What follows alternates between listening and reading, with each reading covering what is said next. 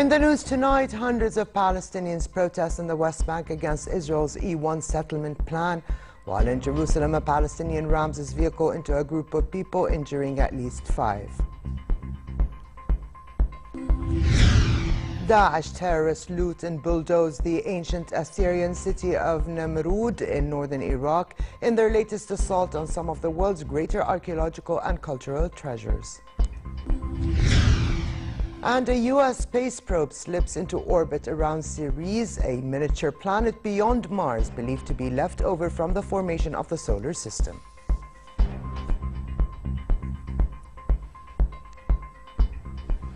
Good evening and welcome to a new edition of the news. Here are the details. His Majesty the King will start on Sunday a working visit to Belgium and France for talks with European and NATO officials.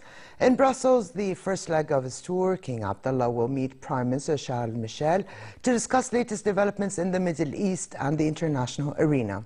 He will also meet with senior Belgian officials for talks on ways to bolster ties between the two countries. Also in Belgium, the King will discuss with NATO Secretary General Jens Stoltenberg, forging closer ties between Jordan and the NATO powers. His Majesty will later go to France, where he will be delivering a keynote address at the headquarters of the European Union in Strasbourg that will highlight his vision on the main issues and challenges facing the Middle East, mainly the war against terrorism and means of bolstering security and stability in the region. Her Majesty Queen Rania called for investment in young Arab expertise and creative talent. This came in a special Q&A session with Ariana Huffington, Editor-in-Chief of the Huffington Post, as part of the World Post Future of Work conference in London. Queen Rania said that over 60% of our region's population is under the age of 25, and we have the highest youth unemployment rate in the world at 25%. She added that 79% of millennials describe finding a job as the #1 challenge. The Queen explained how the Arab world was addressing this issue by supporting entrepreneurship in tech startups, calling it the Startup Spring. I know that everyone in this room has heard about the Arab Spring, but I think most people haven't heard or not aware that there is a Startup Spring happening in the Arab world. There is a young generation, a population that is coming of age, that is tech savvy at a time when the digital landscape in the Arab world is changing. The Queen also touched on education, saying that access to quality education is one of our toughest challenges. Commenting on Jordan's fight against terrorism, Her Majesty said this is not just a military battle, because at the heart of this war is an ideology, and you cannot kill an ideology with a bullet. You can only kill it with a better idea.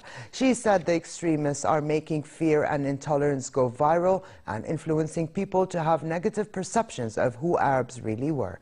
It was critical, she said, to try to turn the online tide against them by generating our own content, our own narrative to counter theirs. Queen Rania referred to His Majesty the King's recent description of Jordan. Said in a recent interview that we in Jordan are used to being outnumbered and outgunned, and we usually punch above our weight. You know, people call them ISIS, and I would love to drop the first I in that ISIS, because there's nothing Islamic about them. They have nothing to do with faith and everything to do with fanaticism. The World Post Conference aims to break down visions of the future into 3 categories, examining the impact on the individual, the company, and society. Hundreds of Palestinians in the West Bank mounted an anti-settlement demonstration following Friday prayers. Demonstrators protested in the West Bank town of Al-Azariya against Israel's E1 settlement plan. Palestinians say building on E1, which lies between Jerusalem and the Jewish settlement of Ma'ale Adumim, would prevent the forming of a contiguous Palestinian territory. Israeli soldiers used tear gas and other dispersal means to end the protests. There were no reports of casualties.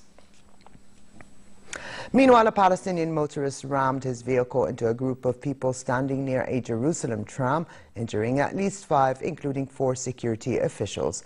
After crashing his vehicle, the driver was shot and wounded by police from a nearby station. The incident comes shortly after Palestinian officials voted to halt security cooperation with Israel. The decision by the Palestinian Central Council at a meeting last night follows Israel's decision to suspend the transfer of taxes to the Palestinians after they applied to join the ICC to pursue war crimes against Israel. The U.S.-led coalition targeted Daesh terrorists with 16 airstrikes since early yesterday. A statement by the Combined Joint Task Force said that a dozen strikes in Iraq, near Mosul, Fallujah and Haditha, among other cities, hit 7 units of the terrorists and destroyed 2 buildings. And in Syria, 4 strikes near Deir ez-Zor, Kobani and Tel Hamiz hit 2 groups of the terrorists, as well as several fighting positions. Meanwhile, Iraqi government forces and Shiite militiamen entered a town on the southern outskirts of Tikrit, pressing on with the biggest offensive yet against Daesh terrorists that seized the north last year. Military commanders said the army and the militia forces had retaken the town of Al-Dur and that the advance on Al-Alam, another key town north of Tikrit, would take place tomorrow. Officials said some elements of the army and militia were pausing to redeploy and consolidate.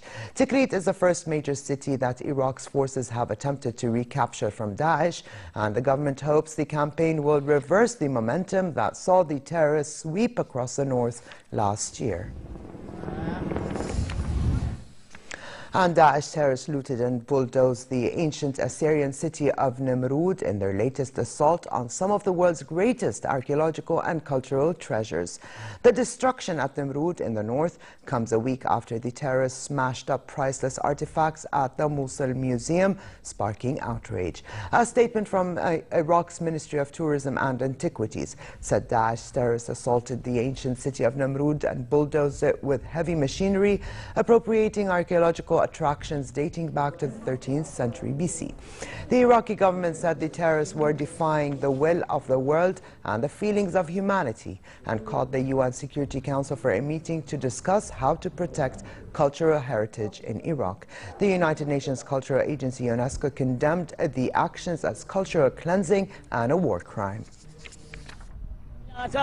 Antiquities are not only for Iraqis, but the people of the world as a whole.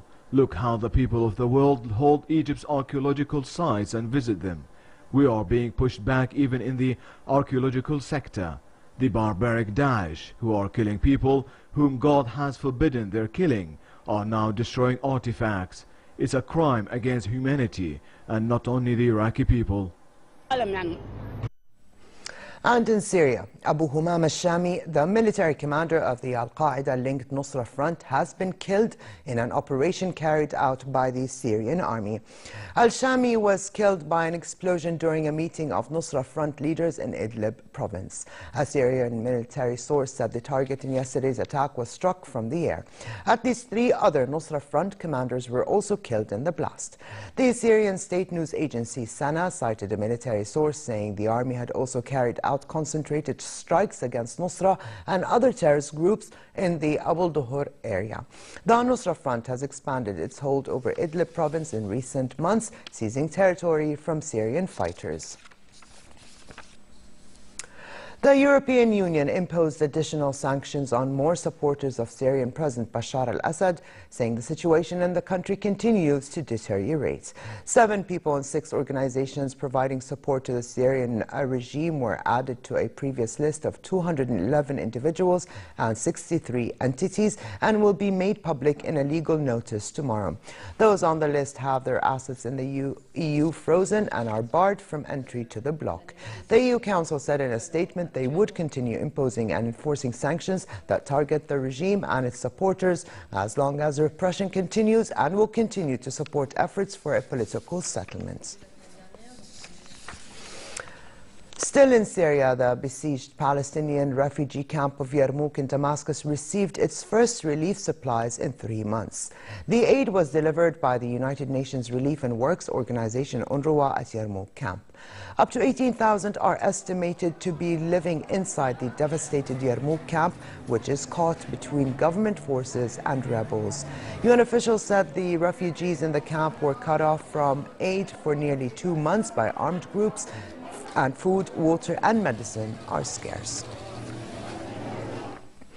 At least 7 people were killed and 24 injured, some of them critically, when a train crashed into a bus carrying school children to nursery in Egypt.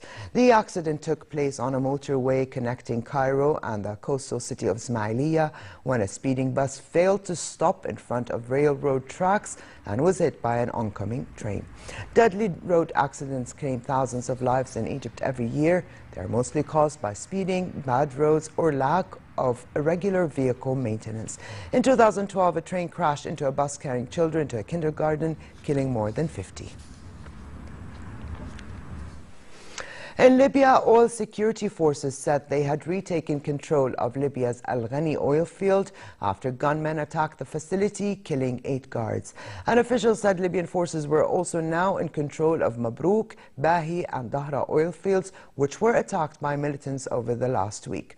Earlier, a statement by the National Oil Corporation said the gunmen attacked Al-Ghani oil field near the town of Zella, southeast of the capital, sabotaged its contents and caused extensive damage.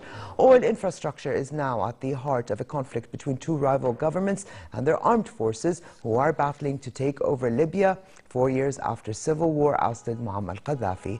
Libya declared force majeure on 11 oil fields in its central region earlier this week after halting production there because of deteriorating security.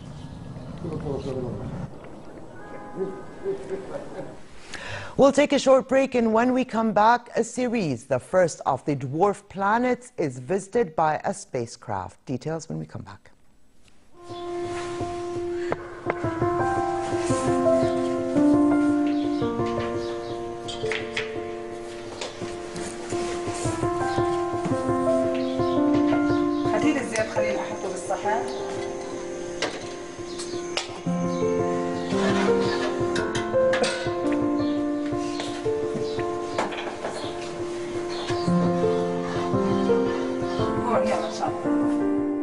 اكفل طعامهم وعزة نفسهم.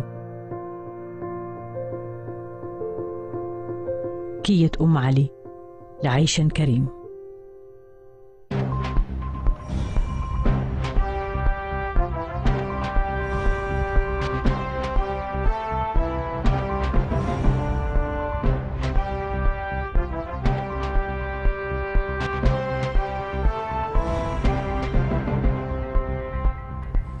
A NASA science satellite wrapped up a 7.5-year journey to Ceres, an unexplored dwarf planet in the main asteroid belt between Mars and Jupiter.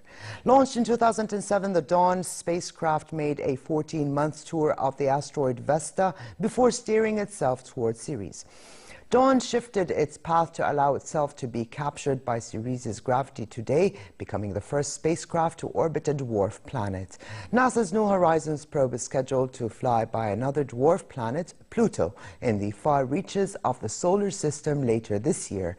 The mission, which is costing NASA about $473 million, is the first to include stops at more than one extraterrestrial body.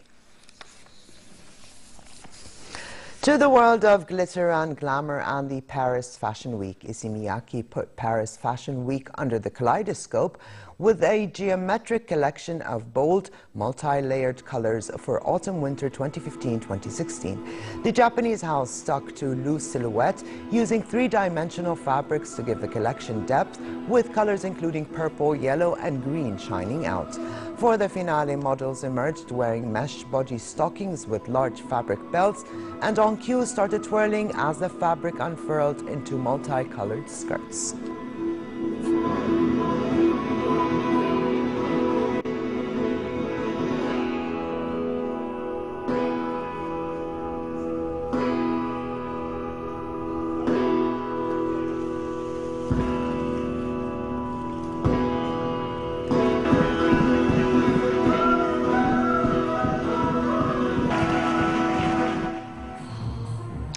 In another show, Dior's autumn-winter collection was inspired by nature and animals with 1970s patterns and colors. The French house this time gave way to a more masculine, oversized silhouette. Oversized zebra stripes and leopard spots in equally unpredictable shades were printed onto languid dresses that fell to mid-calf. Colors were brighter than nature ever invented. Neon, a yellow woven with greens. Paris Fashion Week will continue until the 11th, with further highlights being Chanel, Valentino and Saint Laurent.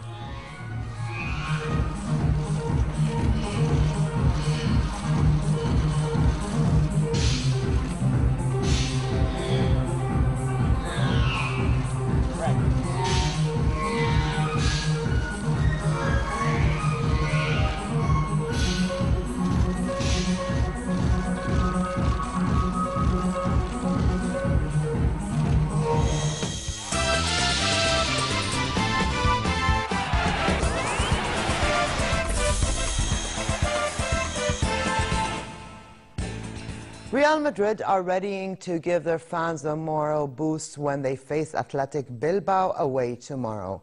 Fans have become used to Real sweeping aside the opposition as they did during their Spanish record 22-match winning streak at the end of last year, but there was discontent among the Bernabeu faithful when they drew 1-1 with Villarreal last week. Bilbao are on high after defeating Espanyol 3-1 on aggregate and qualifying for the King's Cup final. But Carlo Ancelotti said his players will play with intensity because Bilbao knows how to press pressure. Real Madrid hold a 2-point lead at the top of La Liga.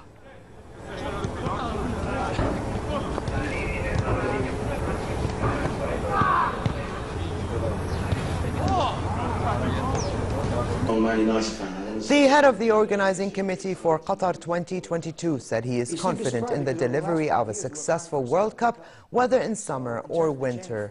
With FIFA set to vote on the 19th on a recommendation for a World Cup staged over the cooler months of November and December, Hassan Al-Thawadi removed the Gulf state from the debate.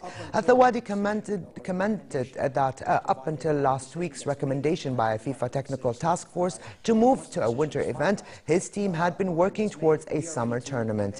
He underlined that there is still much work to be done over the next 7 years with the construction of 70 hotels and other infrastructure projects, while 5 stadiums are in different stages of construction.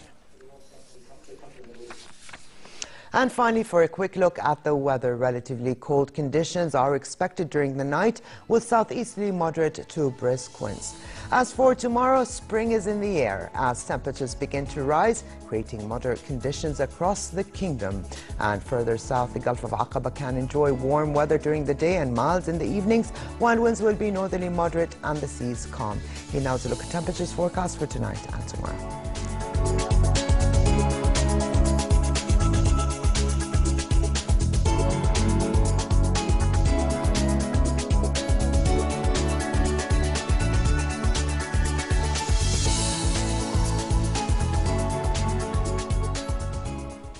And to close, here's a reminder of the day's top stories. Hundreds of Palestinians protest in the West Bank against Israel's E1 settlement plan, while in Jerusalem a Palestinian rams his vehicle into a group of people, injuring at least 5. Daesh terrorists loot and bulldoze the ancient Assyrian city of Nimrud in northern Iraq in their latest assault on some of the world's greatest archaeological and cultural treasures. And a U.S. space probe slips into orbit around Ceres, a miniature planet beyond Mars believed to be left over from the formation of the solar system. And with this, we come to the end of this edition of the news. I'm Ali Tuqan. Thank you for joining us. Have a good night, and I'll see you tomorrow.